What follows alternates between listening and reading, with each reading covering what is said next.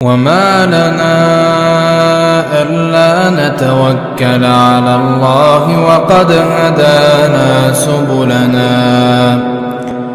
ولنصبرن على ما آذيتمونا وعلى الله فليتوكل المتوكلون. Nah, ini artinya ada para a'immah sebelumnya yang mutaqaddimin yang merekomendasikan hadis ini, dan juga kalau mau cari ulama sekarang yang mensahihkan, misalnya nggak terimanya, Ustaz kan Syekh Albani udah begini gitu kan, yang lalu nggak laku, astagfirullah, jangan ngomong kayak gitu loh, yang lalu nggak laku sembarangan ngomong. Para a'immatul mutaqaddimin itu lebih dikedepankan dalam hal tashih gitu. Oke lah kalau begitu, nggak mau terima yang mutaqaddim, ngakunya salafi tapi yang mutaqaddim nggak terima gitu kan. Saya bawakan sekarang gitu loh, yang sezaman dengan Syekh Albani. Siapa? Syekh Abdul Aziz bin Baz rahimahullah. Dalam fatwa beliau ketika beliau ditanya tentang asya'ul walidain. Apa asya'ul walidain itu? Asya'ul walidain ini di dalam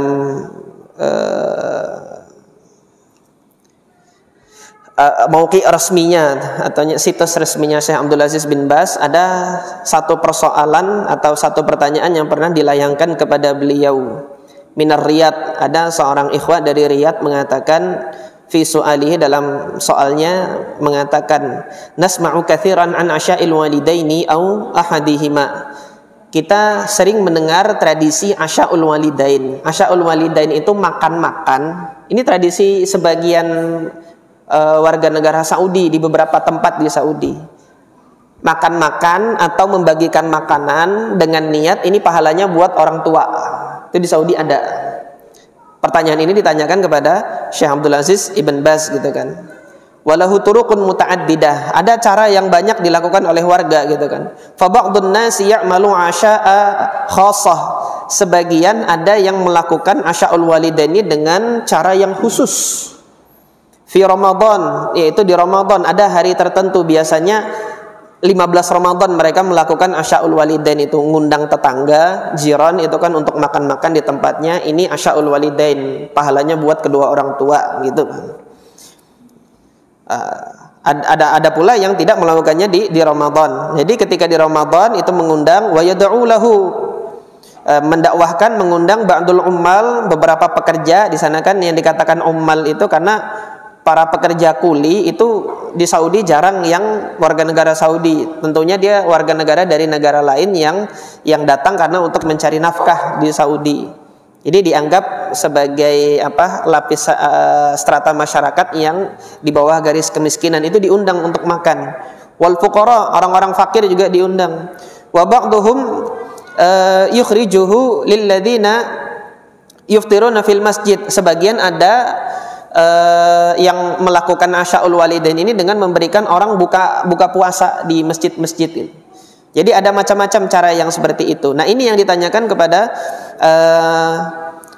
Syekh Abdul Aziz ibn Baz rahimahullah. Maka jawab beliau apa? As-sadaqah lil walidaini au ghairihima minal aqarib masyru'ah. Sedekah yang diperuntukkan kepada kedua orang tua ini adalah perkara yang disyariatkan. Liqaulin Nabi sallallahu alaihi wasallam, berdasarkan sabda Nabi sallallahu alaihi wasallam, lamma sa'alahu sa'il, ketika ada orang yang menanyakan kepada Nabi, qailan, dengan mengatakan, hal baqiya min birri abawayya syai'un abarruhuma bihi ba'da mautihima. Hadis ini kan yang dibawakan Syekh Abdul Aziz bin Baz untuk menjawab pertanyaan tentang asya'ul walidain gitu kan. Tradisi membagikan makanan yang pahalanya untuk kedua orang tua. Syekh Abdul Aziz ibn Baz membawakan hadis ini sebagai dalil bahwasanya perkara itu boleh. Nah, ketika membawakan hadis ini sebagai perkara ini, artinya dalam pandangan beliau ini hadis hasan gitu loh. Nah, ini ya, kalau memang nggak mau terima yang mutaqaddimin, ini saya bawakan yang mutaakhirin. Ala kulli hal, hadis ini bisa diamalkan. Dan kemudian waktunya masih tinggal 4 menit lagi. Antum yang mungkin merasa apa ya, saya dulu nggak sempat bakti banyak sama orang tua saya, tapi keburu meninggal dan lain sebagainya. Enggak, syariat kita masih membuka peluang bagi seorang anak untuk tetap bakti kepada orang tua. Apakah doa saja Ustaz? Ini kan tadi banyak dikasih Nabi SAW.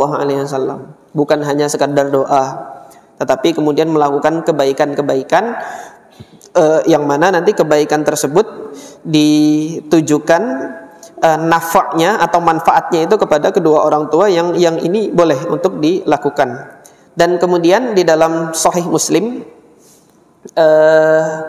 seorang wanita pernah bertanya kepada Nabi Sallallahu Alaihi Wasallam, yaitu ketika ibunya itu, seorang laki-laki bertanya kepada Nabi, anna rajulan qala lin Nabi, seorang berkata kepada Nabi Sallallahu Alaihi Wasallam, inna ummi uftulitat nafsuha, ibuku itu wafat gitu, lepas nafasnya gitu.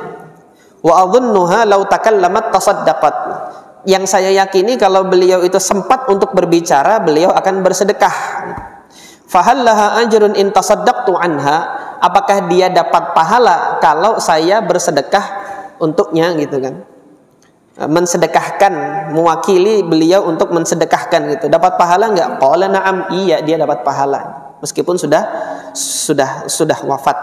Nah, dari sini para ulama mengambil kesimpulan bahwasanya amal soleh berupa sedekah yang dilakukan oleh anak dengan niat nanti ini diperuntukkan kepada kedua orang tuanya, ini perkara yang boleh untuk dilakukan untuk sedekah.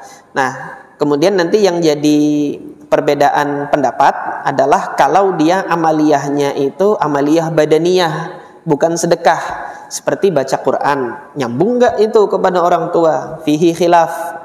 Ini di tengah-tengah para ulama ada khilaf di sini. Nah, tapi yang saya pilih manfaat, sampai manfaat kepada apa? Kepada orang tua, pahala bacaan Al-Quran itu. Ini yang saya pilih. Kalau antum kaget nggak apa-apa, kaget. Nanti kan asatidzah yang lain milih nggak sampai, ya nggak apa-apa gitu loh. Ini masih ranah khilafiyah baina al-ulama. Tapi yang saya pilih di sini pendapatnya adalah perkara tersebut itu bisa dilakukan seorang nanti membaca Al-Quran kemudian mohon kepada Allah Subhanahu Wa Taala untuk menganugerahkan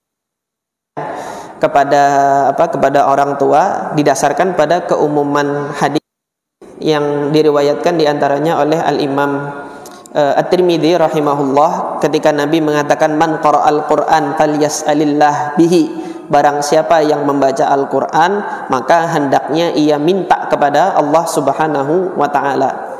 Fa innahu ya'ti qaumun yas'aluna an-nasa bil Qur'an, karena nanti saat baca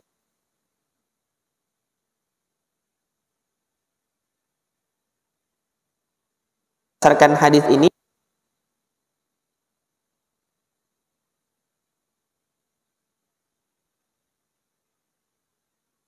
ya. Terus kemudian ampunan dan kebaikan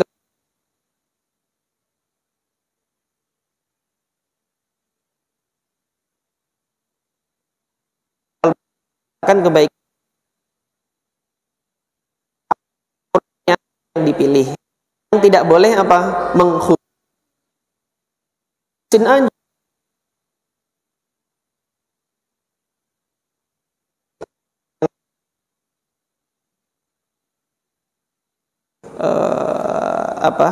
Sesuatu yang jadi kontroversi di tengah-tengah umat. Yasinan nggak boleh, nanti malah disalahpahami. Baca surah Yasin nggak boleh, baca Quran sampai surah lewat. Gara-gara apa? Iya, ada satu di saat tersampaikan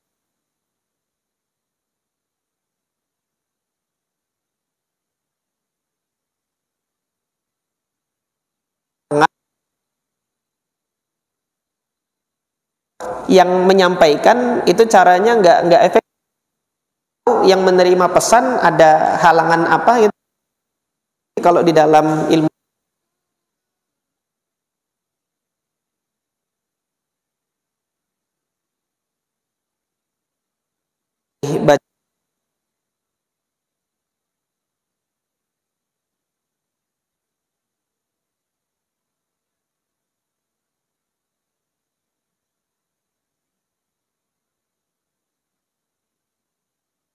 Subhanakallahumma rabbana wa bihamdika asyhadu an la ilaha illa anta astaghfiruka wa atubu ilaik.